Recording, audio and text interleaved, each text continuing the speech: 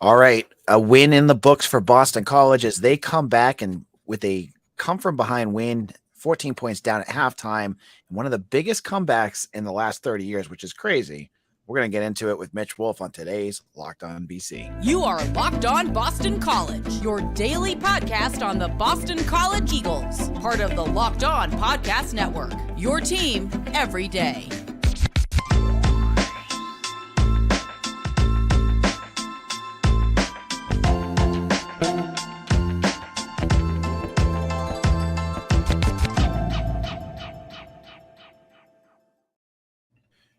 Hello and welcome. This is Locked On BC. I'm your host, AJ Black. I'm publisher of Eagle Insider, part of the 247 Network. Today's episode is brought to you by FanDuel, official sports book of Locked On. Make every moment more. Right now, new customers can bet $5 and get $200 in bonus bets guaranteed. Visit FanDuel.com/LockedOn to get started.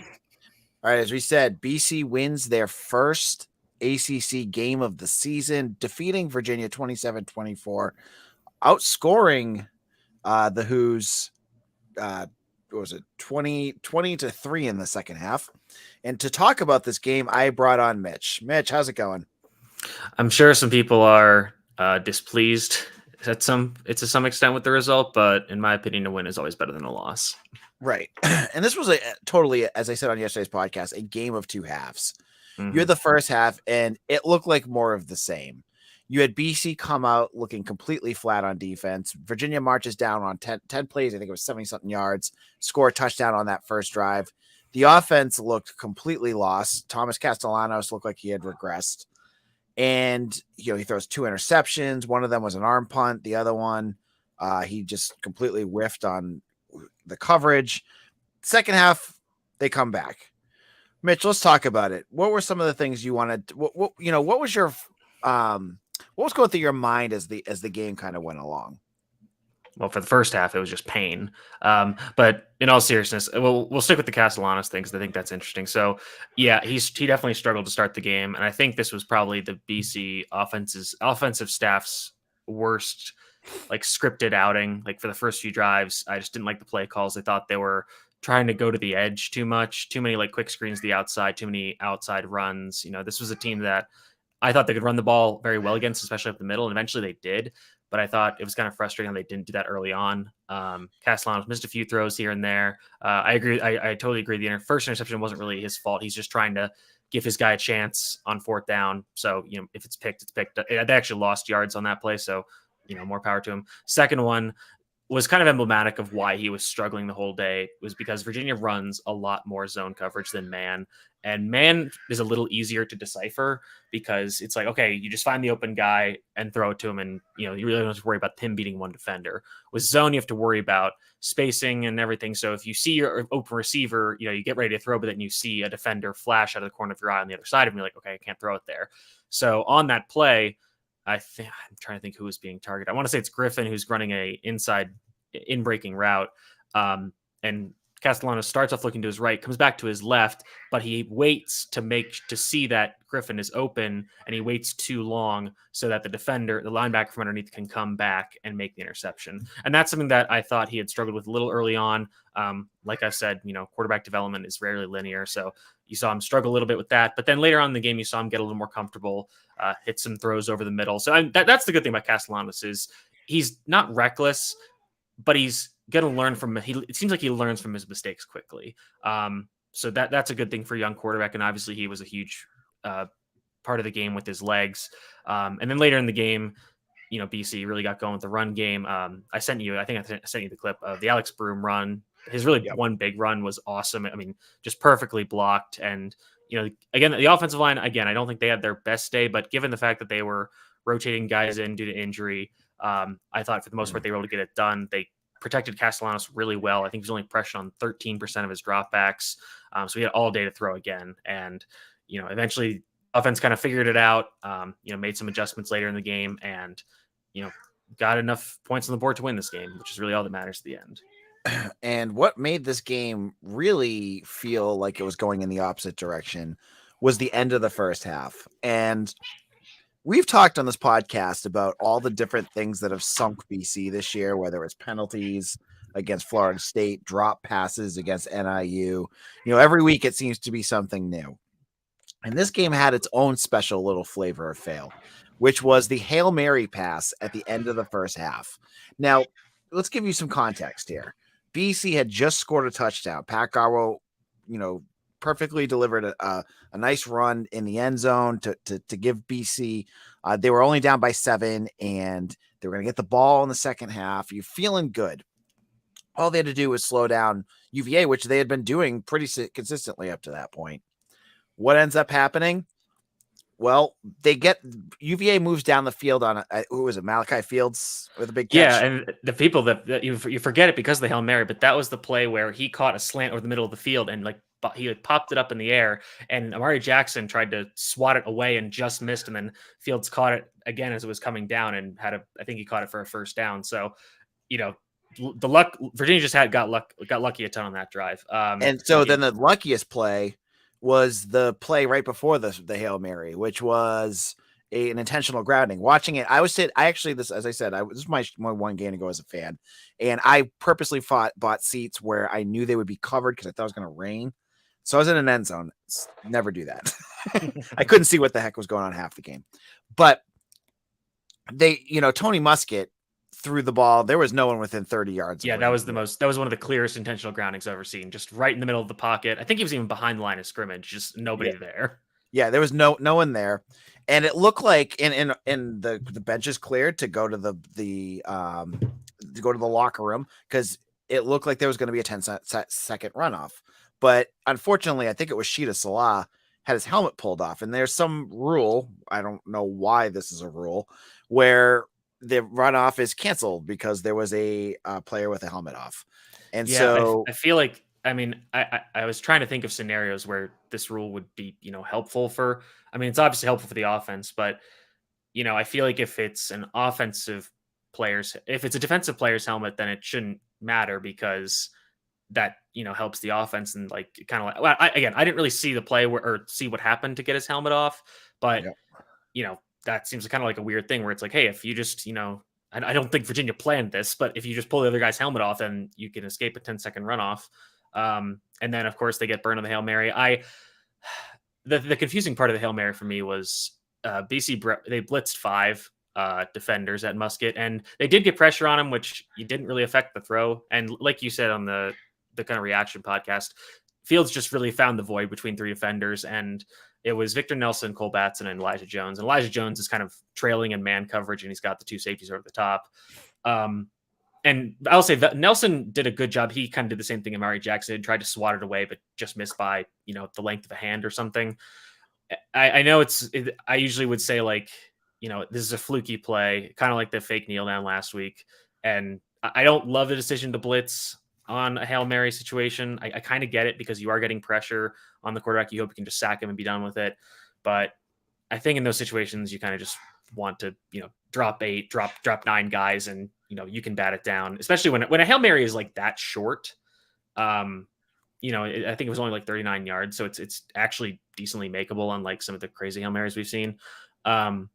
So I do kind of throw that play out a little bit, but again, it's just one of those things where it's this team just, at some point when you keep getting bad luck, things like this keep happening, it's obviously emblematic of something that's wrong in the program. And, again, it's not just one thing, like in this game, BC didn't have really any penalty issues. I would say the only ones that, made any or mattered at all were the Elijah Jones defensive pass interference, which was complete crap. It was as textbook of coverage as you could see. And then a lot of the false starts came after the Ryan O'Keefe injury when they had a lot of different offensive linemen in. Guys, might have just kind of been not focused. So I'm willing to kind of excuse that. But for the most part, penalties were really good. So it's just another thing where it's just things just keep happening. In this game, we saw the turnover bug, especially the fumble bug, really come back to bite BC. They've had some luck with that over the first few games. In this game, it really turned on them. And luckily, they were able to squeak out a win despite losing the turnover battle by a wide margin. But, again, some of these things are just frustrating where it's there's always something with this team. So I give you credit for calling Donovan Azaraku having a big game. We'll get into that in a moment. And I'll take credit for what would bite BC in the butt. And I believe I said last week fumbles. Mm-hmm. And it happened. So we're going to talk about the defense in a moment because I think this is a group that deserves their own segment, and we're going to get into that in just a moment. Now, when we're talking here about making big plays, now is the time for your game changer of the week, brought to you by Athletic Brewing Company. Much like Liam Connor, Athletic Brewing Company has completely changed the non-alcoholic beer game. They make non-alcoholic beers that actually taste good. I could not believe this when I saw this statistic. Liam Connor hit 2 42-yard field goals in this game.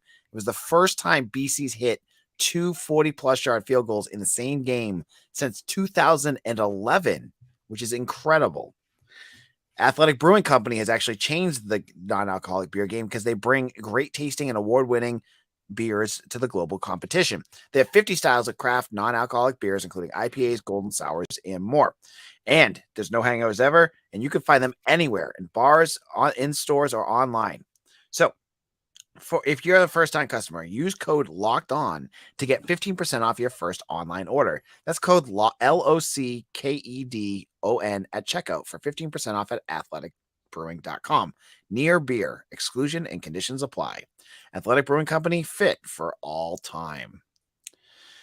This is Locked On BC, AJ Black here, and I brought on Mitch, and Mitch was covering the game for us yesterday. As I said, I was watching it in the stands. Great experience there on campus. It was crazy. Lots of fans out there for yesterday's game, but we talked about the first half, and there was it was everyone, I think, in that stadium felt the weight of what was going on in that game. And a lot of folks were really upset, rightfully so. And the mood was pretty grim, down 21-7. But that second half, BC turned it on. And in the post game, you heard, people saying it was all three areas of the game, special teams, offense, defense.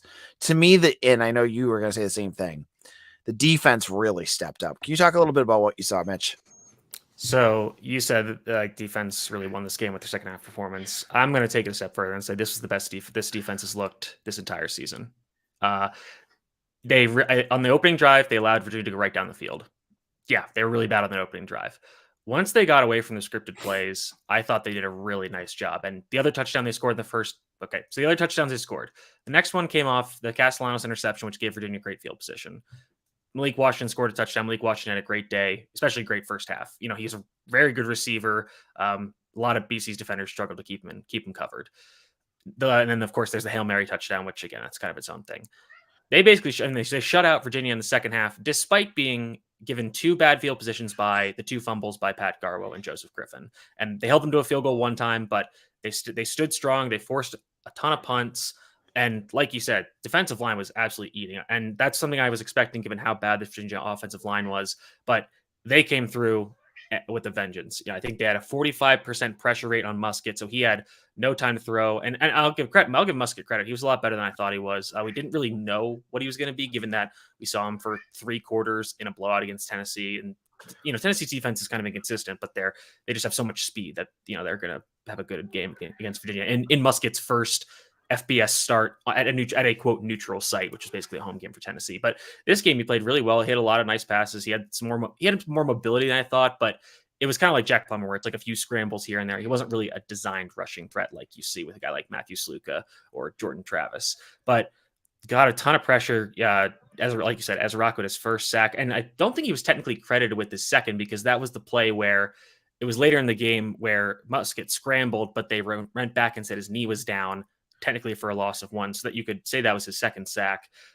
George Rooks had a great day. And it was everybody, and everybody was just flying to the ball. A lot more stunts and creativity with the line games to get guys free. They moved Ezaraku around a lot. They put him standing up in the B gap and then kind of move him around to kind of give him, confuse the offensive line, give him some more one-on-one matchups. And, this is really what this defense is meant to do, is that the defensive line creates havoc, forces bad throws, and you're forcing quarterbacks to attempt more difficult throws on the outside and down the sideline.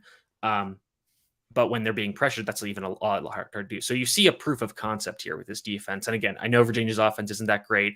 Muskett, I think we can pretty easily say that had Muskett not gotten hurt, that they might have won at least 1 or 2 more games In the, I know that Clandra is a fun player, but I think some of his turnovers and recklessness took them out of some games. But yeah, I mean, I was super impressed with the defense. In the second half, they, like you said, they came alive, really got a ton of stops when it mattered. Shout out to Max Tucker, not the guy who wrote the, is that I Hope They Serve Beer in Hell? Is that the book? That's him. Yep.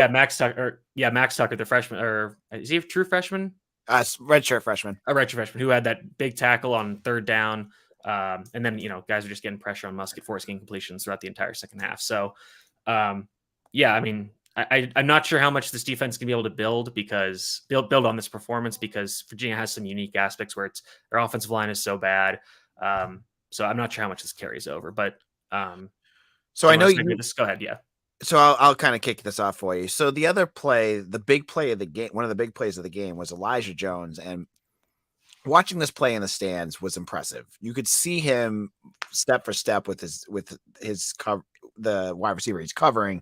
He makes a big interception. Just was like 2 or 3 plays after he got called for an awful pass interference call. Mm-hmm. And so Mitch wants to kind of break down with you guys. And if you're on YouTube, you can see it, but Mitch will do a great job, I think, explaining it. So this is why you should be watching on YouTube, so you can see what's going on here. So on this play, BC runs what is called cover 3 buzz. And cover 3 is when it's a zone coverage, and when you have 3 deep defenders, your outside corners and your free safety have divided the deep part of the field into thirds. And you've got 4 defenders in zone coverage underneath. Now, cover 3 sky is your normal cover 3 when you have your 2 linebackers. They have short zones in the middle of the field, and your nickel corner and your strong safety go to the flats underneath the deep thirds. When it's buzz, the 1 linebacker will switch with the strong safety such that linebacker goes to the flat and the strong safety covers the little middle of the field. So in this play, John Pupil is covering the short middle of the part of the field. That's where he's buzzing down into. And I believe it was Cam Arnold was in the box, and he goes out to the flat. Now, Virginia is running what is called a sail concept. And a sail concept, they're running a sail concept to the field. So they've got 3 receivers to the left, and that's the field side, the wide side. The outside receiver is running a go route. It might be a post. It might be a deep comeback. I couldn't tell just because of the broadcast. The slot receiver is running a deep out, maybe a deep corner. I couldn't see the end of it, but it doesn't really matter. And then the running back, it's a play action. So the running back does the play action fake and then leaks out to the flat on the opposite side of the field. And it's called sail. The read that the quarterback is making is mostly the out or corner or the flat. You want to decide where you're going to go between those two. And if you've got the one-on-one deep shot, you go there. But that's the far side of the field. That's just a decoy route to draw defenders off. BC has 3 defenders in this side of the field. It's a long throw for Muskett to make, so he goes back to I don't even think he looks there, because he goes to the right side where the X receiver, Malachi Fields, is running a go route. Just go deep, beat your man. And what was so interesting about this play is that Elijah Jones lines up right on the line of scrimmage. So essentially, it looks like he's going to press Fields, and he doesn't. He kind of moves off to the outside toward the sideline and lets Fields go, and kind of just gets in what's called his hip pocket behind him on the inside. When it's called, he's on the outside. This is called outside leverage. And the reason why they're doing this is because typically in cover 3 buzz, and especially when the receiver is closer aligned to the offensive line, it is a reduced alignment. So essentially, Jones is going to play. He is playing between the receiver and the sideline, and saying, like, I'm going to cover this side because I can force this route to the inside where I have help from the safety, help from both safeties. If it's a deep post, I've got help from the free safety. If it's a dig, I've got help from the hook zone. So I've got help on the inside. So Jones gets in that outside technique, outside leverage, gets in the hip pocket, and is reading the play the whole way. So he's reading receiver. Then he looks back at the quarterback, sees the throw, and plays it perfectly. And Muskett doesn't make the best throw because he tries to kind of undercut Jones, and that just plays right into Jones's hand. And I asked Coach Hafley about this, and he confirmed what I said. And he said that Jones knew exactly what route they're running because of the alignment, because of what formation they're in. So he knew exactly what was coming and just played it perfectly. And that was just because like you said, he read the play perfectly. It was such a cool play to watch because it's just like, that is just perfect execution.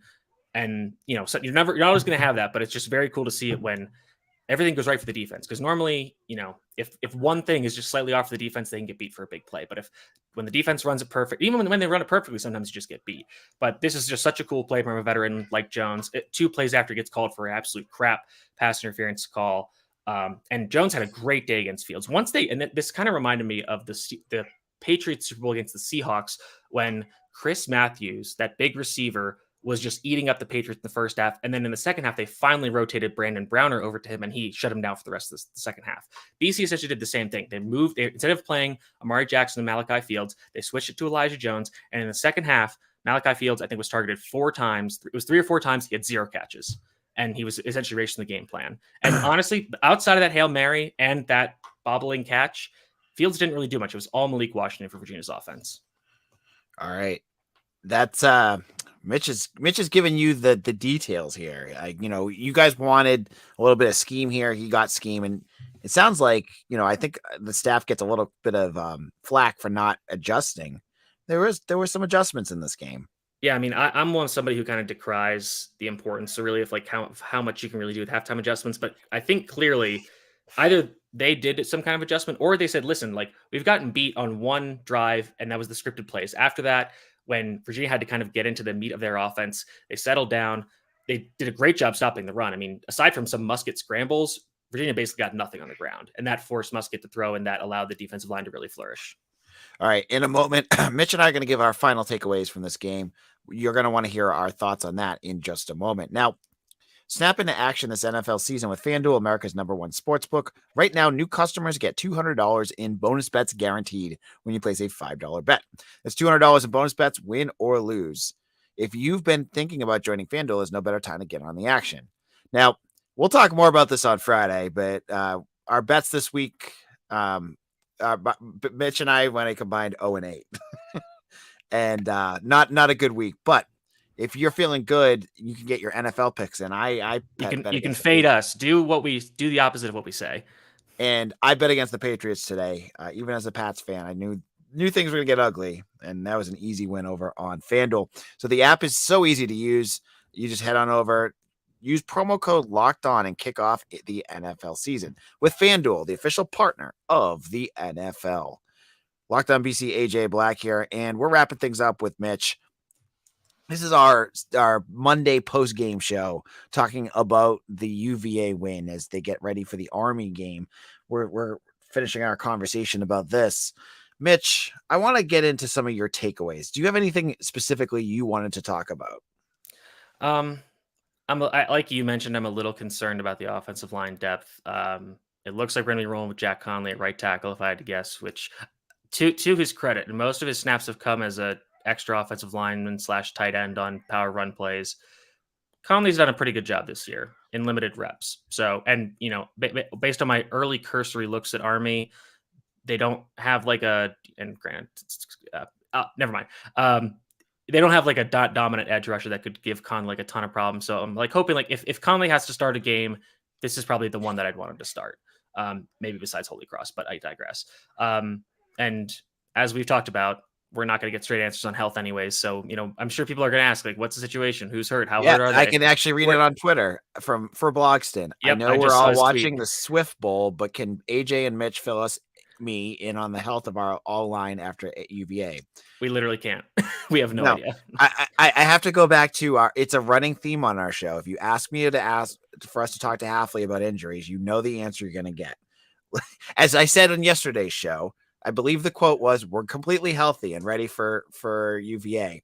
Then Kai Robichaud walks by me in a boot, and I'm like, okay, so clearly that we didn't hear about that. You're not going to get until they're forced and their feet are put to the fire.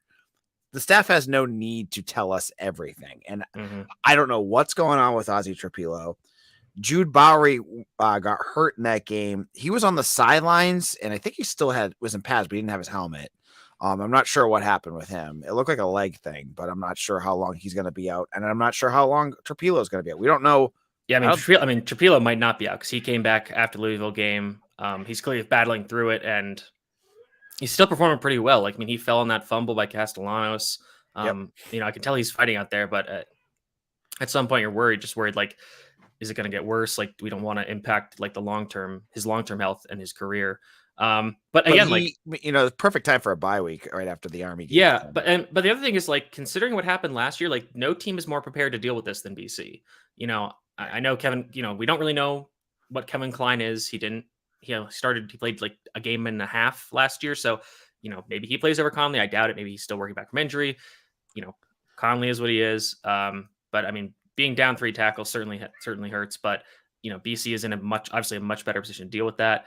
Other position groups, I know you talked about it. I mean, Lewis Bond has been an absolute revelation.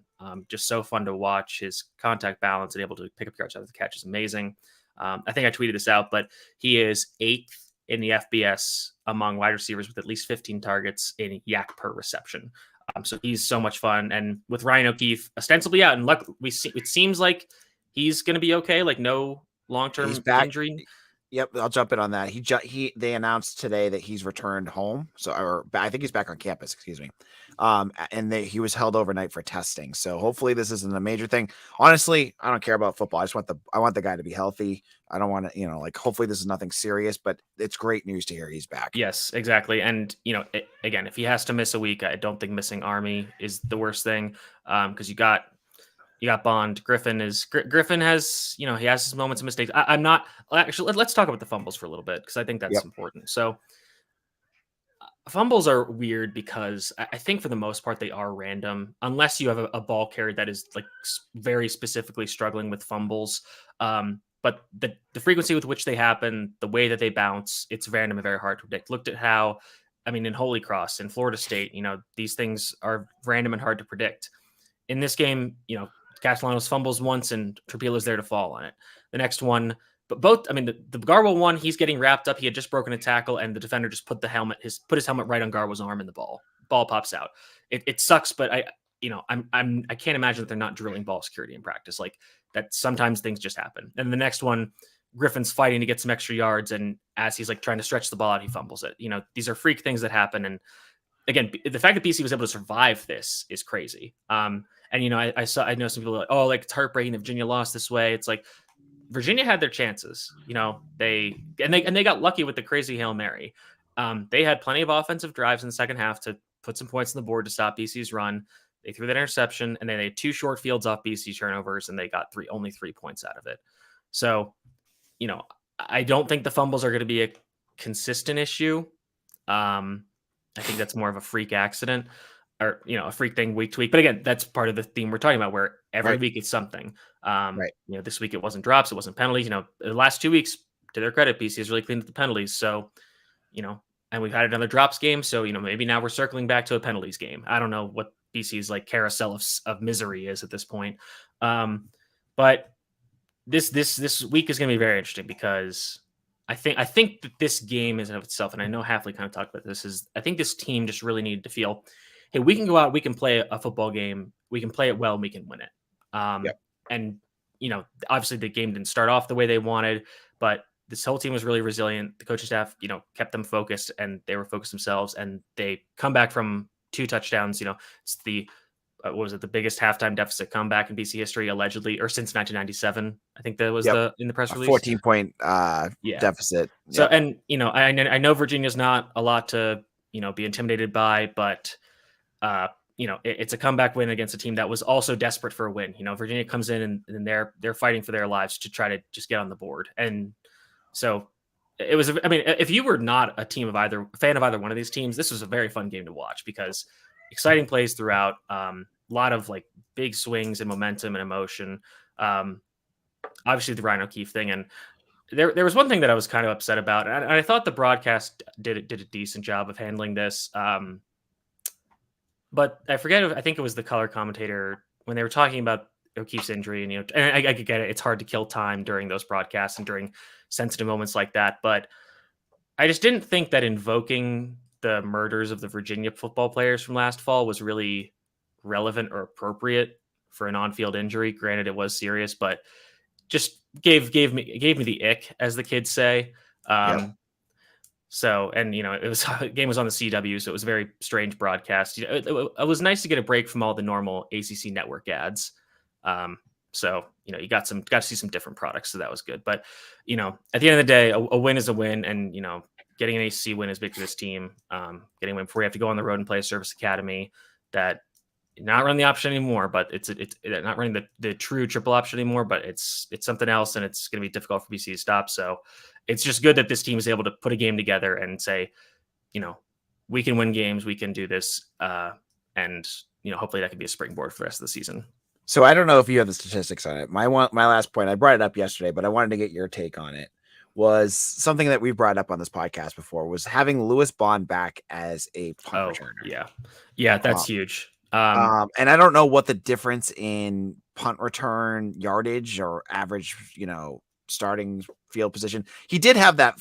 I don't know what the heck that happened at the beginning of the second half when he sort of fair caught it, but didn't really. And then it went out of bounds at like the 10-yard line on a kickoff. Oh, that was O'Keefe. Yeah. Oh, was it O'Keefe that did that? Yeah. So O'Keefe was doing punt return or kick returns, and Bond was doing punt returns. All right. So, anyways, Bond. Talk about Bond, because I thought he had an excellent game on punt return too. Yeah. I mean, I think that this just goes back to him having this kind of running back mentality when he gets the ball in his hands. He's able to he's got that great contact balance. He's able to really see the field and see alleys and kind of chart his way through the defense, and clearly just more comfortable catching the ball on punt returns than Jaden Williams or even Zay Flowers was. So, and I think that's kind of one of those things in football where some guys have it and some guys just don't. And I'm not sure if my prediction / call for Jaden Williams to be redshirted is going to come true, but I mean, he did not play. I believe he was a healthy scratch. With O'Keefe out now, maybe he does come back in the lineup because they need bodies. But I mean, adding those yards, I know I think it was 3 for 50, so he averages 16. One of them had the penalty, so that's helpful. And his ability to, I think he had two returns where they had kick catch interference. One of them, he fumbled, but because he didn't fair catch, which was stupid, but because they never actually let him catch it cleanly, it was the penalty. But the other one, he fair caught it, and then they were interfered with him, and then he returned it for a few yards. So yeah, I mean, I think in general, and especially with Ryan O'Keefe out ostensibly probably for at least this week, I think you just got to keep getting the ball in his hands because the guy is just electric. Just seems to get it. He has the way he carries the ball is a little concerning for me. Sometimes there was one play where he was running after the catch and breaking tackle. I think it was a punt return actually. And he was kind of holding the ball out, kind of like not as bad as LaShawn McCoy, but almost there. And I was, you have that heart attack moment where you want to scream, cover the ball. But I mean, he's really just a huge part of this offense now. And as much as I enjoyed the Joe Flacco throw the deep ball to the tall receiver to try to draw pass interference penalties to Joseph Griffin that they've been doing a lot. Yep. I would like to see a more efficient, sustainable method to the passing offense in the near future. Yeah, so that's going to kind of wrap up our conversation about this. We're actually out of time, and we have a lot of good listeners out there talking about this game. And I guess, do you want to answer this? I'm not even going to answer it. Never mind. So tomorrow's show, I'll be back on. We'll talk more about this. If there's anything else new, we'll have Jeff Hafley's press conference. Any updates on Ryan O'Keefe that comes up, or if a reporter asks about Army running the triple option, we'll make sure we talk about that. And then the rest of the week, we're going to get ready. There's hockey coming up. There's going to be the Army game. There's so much to talk about, and we'll have Mitch back on to do the preview of the Army game, where BC is a 3.5-point underdog. Mitch, where can people find your work? You can find me at Mitchell T. Wolfe, WOLFE on Twitter. Unfortunately, because this game was on the CW, I will not be able to rewatch it until later in the week. So I think we might, if I can quickly get through my Army watches, we might be flipping the order of the content this week, where we do some Army previews and then later in the week review the UVA game. Probably going to look at BC's defensive line and how they're able to get so much more pressure, at least on that side of the ball, and then offense, I have to think about it a little more and rewatch the game to figure it out. But you can find my work at Eagle Insider, and just follow me at Mitchell T. Wolfe, WOLFE. All right, you can find me on Twitter at AJ Black 247. Become an Eagle Insider VIP. You get all of our work. It's tons of stuff going on up there right now, and we'll be back again tomorrow. Please like this video if you have not done so already. For Mitch, this is AJ. We will see you all again soon. Take care, everyone.